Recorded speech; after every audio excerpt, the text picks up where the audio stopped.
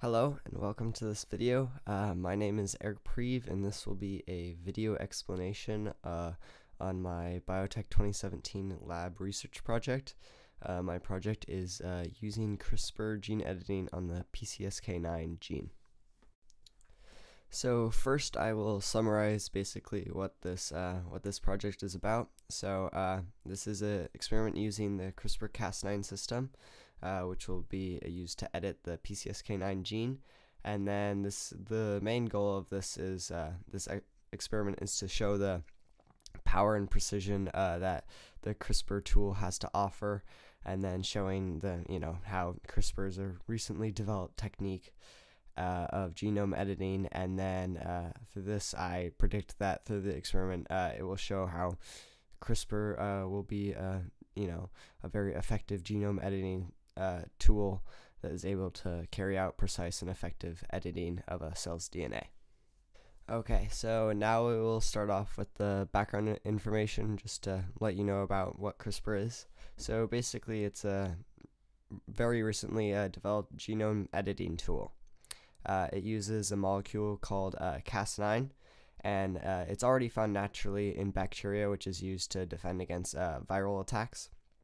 So to make Cas9 edit DNA, it's put together with a guide RNA, spelled gRNA, which is made to have a complementary strand of the desired gene and an organism's DNA, which is also called the target sequence, so you'll find me using that.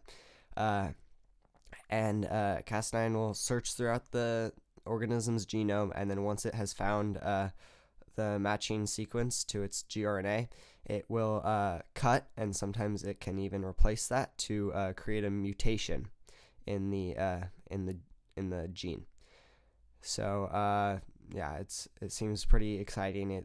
Most of the applications seem endless. It's just like taking a desirable trait from another organism already alive, and then just taking that idea and applying it to whatever organism we would like to have that trait.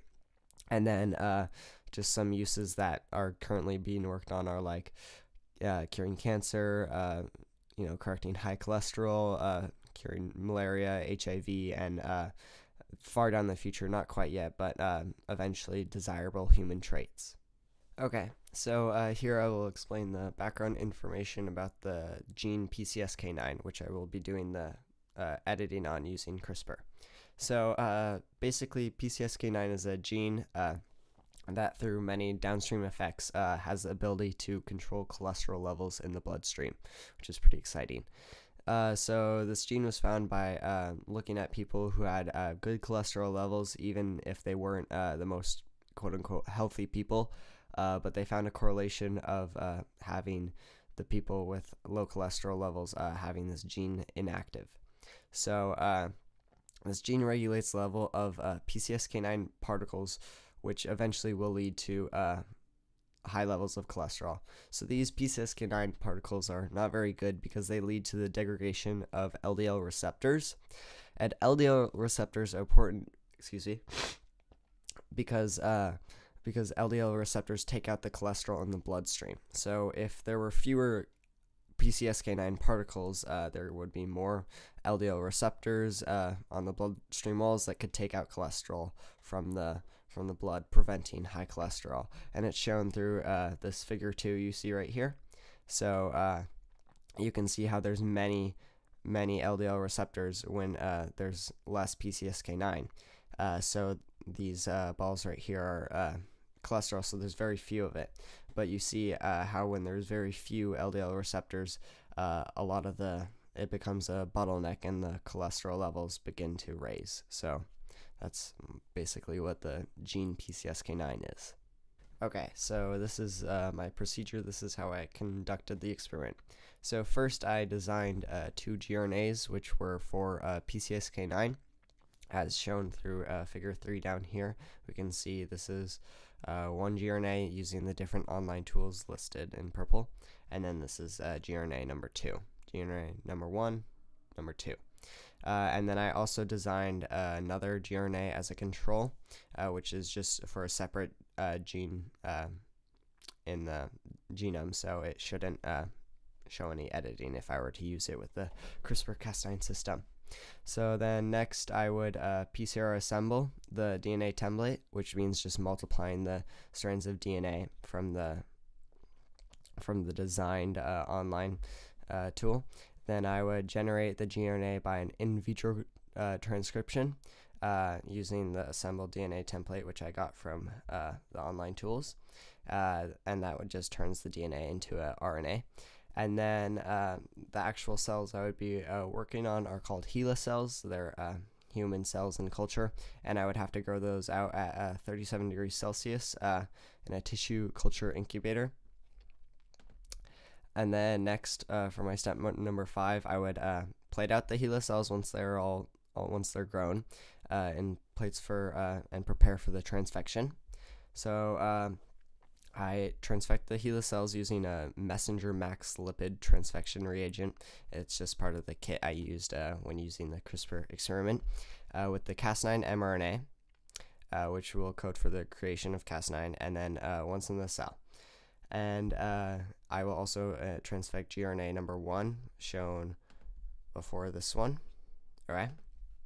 And then that'll be that.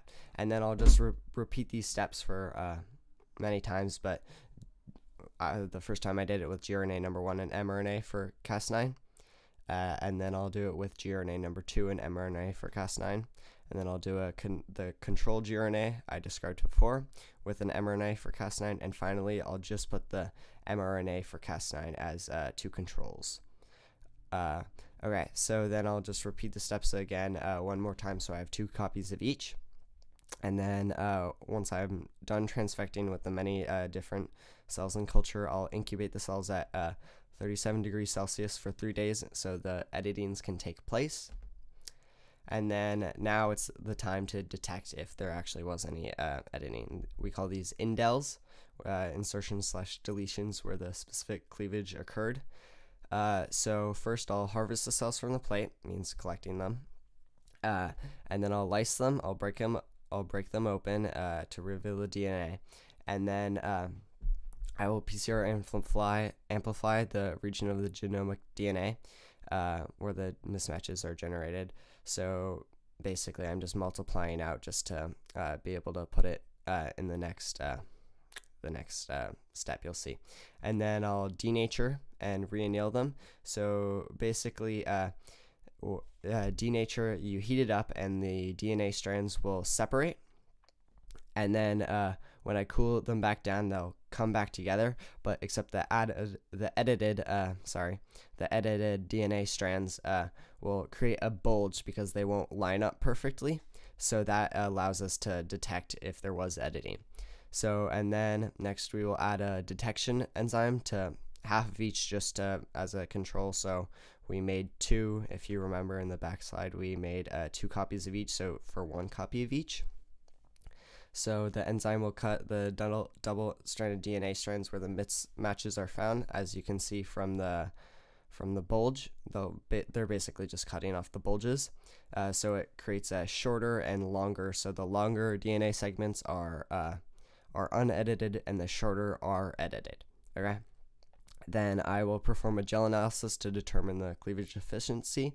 So basically a gel analysis just separates the DNA strands by their length. So with that we will be able to tell, the shorter lengths will show that it was edited and then the longer won't. Okay, so these are the results that we got from the gel analysis, which sorted out the different strand lengths. So you can see that the brighter strands means the more of that amount of DNA, and then the less bright show there's not as much of that amount of DNA in the gel analysis. But so this is about 600 base pairs long, as you can see, and then this is about 350, and this is about 250. And as I explained before, the shorter strands mean that they were edited. So basically for G1 and G2 without the cleave, you can see that no detection enzyme was added. So that means the strands had not been cut even if they were edited. So it's just as an extra control just to make sure our results are valid. So as shown, all of them without the cleave showed that there was no editing. And then so then we look at the plus cleave, we can see 2 lower strands below the bright strand. So these are the edited strands. So you can see the little amounts that were edited, about 250 and 350 base pairs long, compared to the unedited strands, which were about 600 base pairs long, for both of my gRNAs that I designed. So this is on the PCSK9 gene, by the way. And then for our 2 controls, I wanted to make sure that they showed no editing, which they all did, which is good, even with the cleave. So our control gRNA was designed for a different sequence in the genome, so it should show no editing of the PCSK9 region, and it doesn't. Then the Cas9 alone wasn't given a gRNA, so it wouldn't have been able to edit anything, and you can see there's no lower bands below, so it shows our results as valid. So in this section, I'll continue reviewing the results. So from the gel analysis, I put the analysis into a light detection software called ImageLab 5.1, and it shows the intensities of the bands to be able to determine the percent of the editing of the PCSK9 gene through all the thousands of cells in culture. So the percent of editing was found by taking the sum of the intensities from the bands that appeared with the cleavage enzyme, and then dividing that by the total sum of the intensities of all the bands in that lane to determine the percent of editing. So that's shown through this table right here. You can see the sum of the intensities, and then I just divided that by the intensities of the 2 lower bands, the edited strands, and we can see that through our G1 plus cleave, it displayed 38% editing, and with our G2 plus cleave, it displayed 43% editing, and with all of our other controls, it showed 0% editing, which is what we wanted, so it proves these 2 results as valid. So my gRNA number 1 and my gRNA 2 both proved about 40% of the cells in culture were edited in the PCSK9 region using the CRISPR tool, which is very exciting. As you can see from results, both gRNAs resulted in about 40% editing of the cells in culture on the PCSK9 gene region. So my experiment only showed the amount of editing, just the amount of editing of the cells, but if I were to continue, I would actually test the levels of PCSK9 and then further by testing out the cholesterol levels. I would expect if I were to test these that they would both be down about 40%, just because as we can see up here, both gRNAs resulted in about 40% editing, so 40% would probably be the most likely number. My experiment wasn't perfect, but I think that it was able to show the power and, my prediction being able to show the power and precision of the CRISPR-Cas9 genome editing tool. I would say it was a success, because even if you apply these 40% to someone with high cholesterol, you can see a 40% decrease of cholesterol would be very helpful to them. So I would say that through using the CRISPR tool, it was being pretty easy, and someone like me was able to complete, showing how great of a tool the CRISPR-Cas9 genome editing really is.